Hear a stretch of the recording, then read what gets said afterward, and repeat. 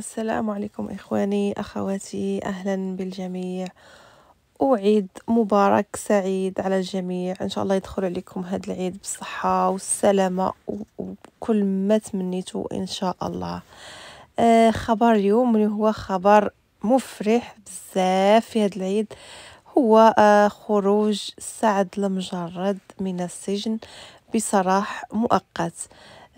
كنقول ليه على سلامتك وكذلك على سلامة ميمتو باه والزوجة ديالو كلهم، وحنا كذلك المغاربة كاملين صراحة فرحنا لهذا الخبر بالخروج ديال سعد المجرد، واخا هو بصراحة يعني غير خبر، يعني غير خروج مؤقت، حيت باقا تابعوا الاستئناف، ولكن مهم الحمد لله يخرج من يعني السجن، حيت راه عدوك ما تبغيش ليه السجن، يشوف والديه هو مسكين، يشوف كذلك يشوف يعانق الحرية.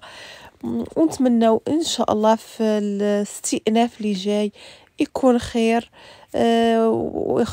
يعني ممكن يحيدوا ليه العقوبة بمرة ولا ينقصوا ليه من ديك 6 سنين يا رب.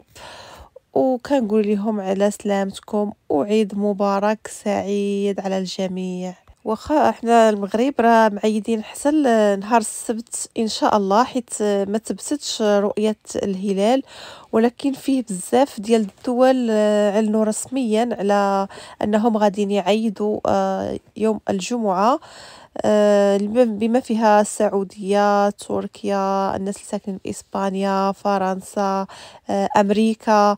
بزاف ديال هاد الناس هادو غيعيدوا نهار الجمعة، أما المغرب حتى السبت إن شاء الله. يعني وكل ماشي مشكل نهيرو حيد مفاوتين، تزيدكم الحسنات.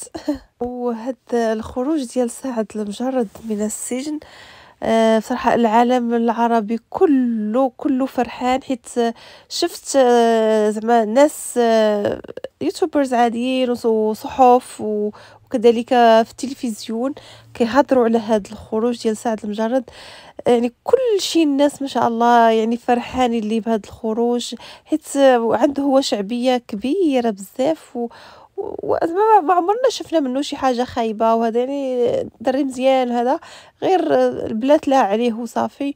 ونطلبوا من ربي هو هذا البلا يبعد منه، وان شاء الله كما قلت لكم الاستئناف الجاي يكون في خير، وكذلك الواحد يتمنى الخير يلقى الخير.